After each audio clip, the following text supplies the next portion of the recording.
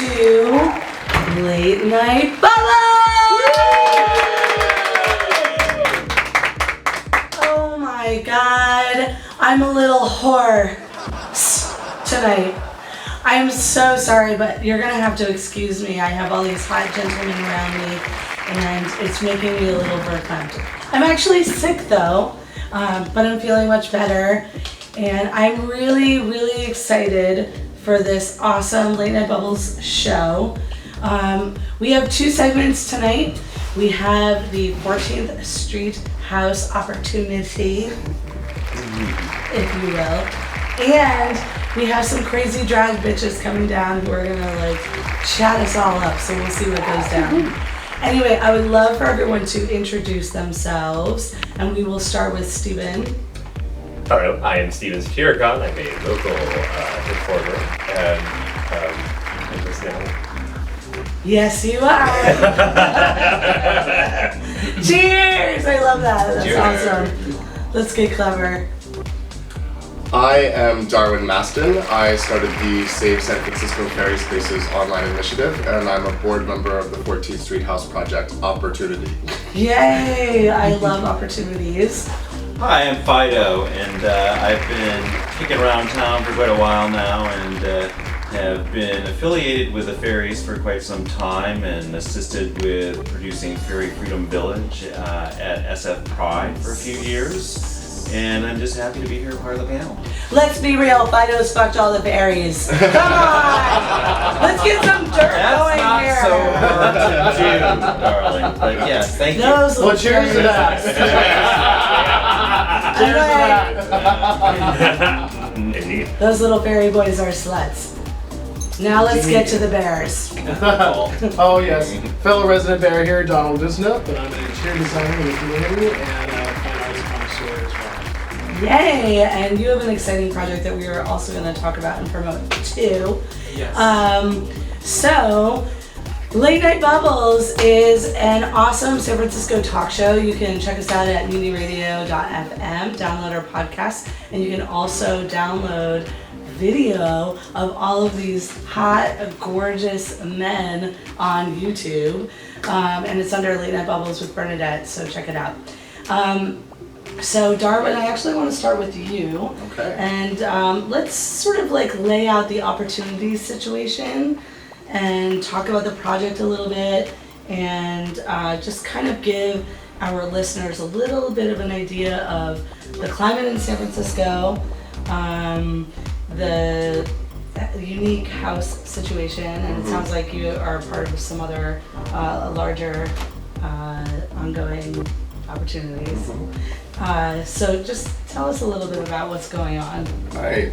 Well, I mean, the story is, as we all know, San Francisco is changing. It's changing a lot, and for queer community, one thing that's the most important to us is having community space. So I'm part of the 14th Street House Project, which is a group of different diverse individuals from alternative sexual and spiritual cultures here in communities in San Francisco that celebrate what this house has stood for. And performing. And yes, of course. So we're talking about the 14th Street House. If people don't know it, it's in the Mission, and it opened in 1988 as a place for people to come together and gather in community in a safe space, especially during the height of the AIDS epidemic. And for 25 years, it's opened as a space where people can come together, celebrate sex positivity in a community basis, not going to the bars. If you're in AA and can't do that, that's not that option. It's not going for just an orgy or something. This is about a community space that has organically built up in this city for the past 25 years. It's actually, physically speaking, a beautiful Victorian home on 14th Street in the Mission District, and it's this wonderful, I would say, maybe 4-story flat with a gorgeous backyard and some geometric shapes and a 20-person hot tub, I would say, and little tree houses on the deck and a little cute little dungeon in the bottom. Yeah, over time the house was designed and rebuilt by the community to serve as a place where people could come together, where there is community space. And this has worked in many different ways. I mean, Monday night yoga has happened there for 17 years. It's one of the longest running yoga practices in the city. That's awesome. That's just open to anyone that wants to come. I mean, come check it out. It's still running until the end of the year. but the house is going on the sale up on the market in January. The owner has run it for 25 years. He wants to get his money back at a profit, and we respect that. And he's going to retire. But this has become a place that people know. It's a landmark in San Francisco. Is it January 1st? In the new year, so we're talking about January 15th time. Okay. That is going to be open and people will be able to make bids on it. Whoa, that's a lot of pressure. It is a lot of pressure, but you know what? If you get a lot of responsible people together that actually have a vision and share that, it's not that hard. And one thing we do know about freaking San Francisco, at least the queer community, I think totally can rally, and people are like, will come out on force and just take it over and make it happen.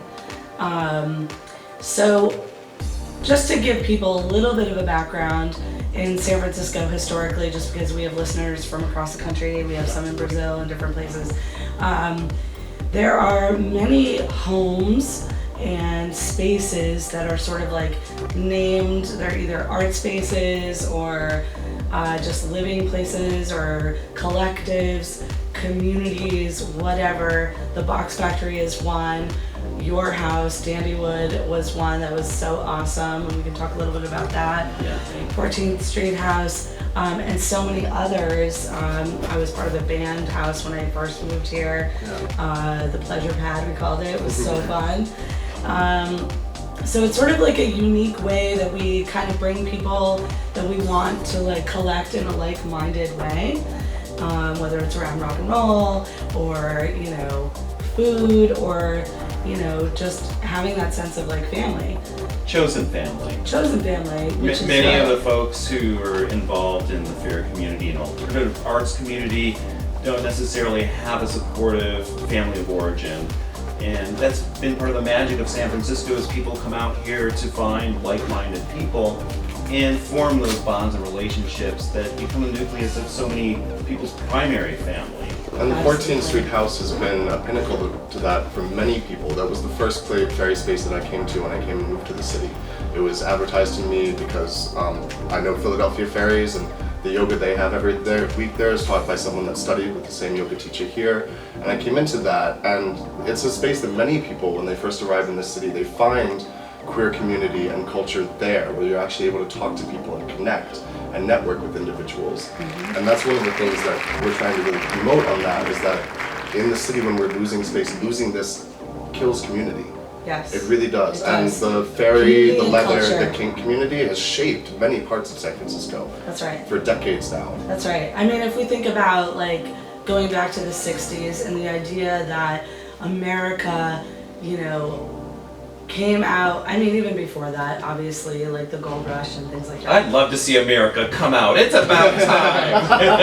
Obama's out. It's starting to. But I mean, I feel like San Francisco's always been, you know, a figurehead, a spearhead in, you know, alternative cultures, alternative politics, radical communities, radical responses. Radical and, you know, love and acceptance. Yeah, I don't want to fucking dilute what I came here for, you know, 20 years ago, and I moved here 14 years ago. It's like really important for me to maintain, and all of us together, this sense of community and culture and collaboration and Amen. Yeah, one thing that I'd really like to add about the 14th Street House is that has hosted so many fundraiser events for other organizations, groups that are really important here in San Francisco, that really tie the fabric of the community together, particularly the queer alternative community. You know, recently there was a party there that was a fundraiser for Marty's Place, which has historically been a home for HIV folks who couldn't afford to be elsewhere. And that is now a big fundraiser to keep that alive and make it a home now for folks, again, that can't afford it now that it went up on the market. So, you know, we really want to keep this house, a community house, and what is being done will make it even more of a community center than it has been with Marty Kahn, who's been extremely generous, but it's also been his home.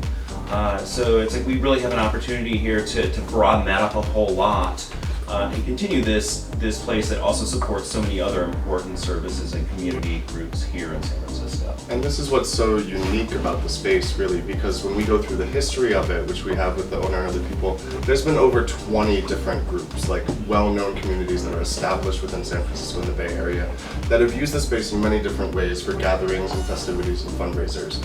In fact, we had to coin a new term for this nexus. We called it radical sexual spiritual community. Nice. Because there's so many. If you're there for sex positivity, you are. Whether it's spiritual or not, there's an aspect of what you believe in that and believe in your network in the community that's important. And the way that so many groups have been involved with this is why in making an offer to purchase the house, we're working on doing a land trust model. And it's a really unique way that's underused and underutilized in this city specifically, but other cities around the country as well, in which you take a nonprofit, which is what we're working for with the 14th Street House Project, and that supports a nonprofit housing cooperative, which is separate from us. And you can do this on many different models. We'd like to do this with a low income basis, which there you get rid of all the real estate property taxes, which is how California state law works. So it becomes actually affordable and sustainable. But using this type of model is the people that run that are stewards to that space. That's right. To continuing having it accessible to community events. And granted, that's a small part of the population that wants to live in a house that also hosts this, but it's not a model that doesn't exist other places. You've lived in that with the Pad, there's the Yeah. Purple House, which is a musician house, and they have music parties. Yeah. And that's, people understand that's part of what you do to live there. Well, there are right. people who are really gung-ho to live in that kind of environment that really fosters community by hosting so many, events and different community groups. And, it's a kind of gratitude service for folks that are involved to really give back to the community. And that's what brings happipiness, is giving back and gratitude. And whereas this is a beautiful community space to be able to do that on a much bigger scale than any of us can do as an individual.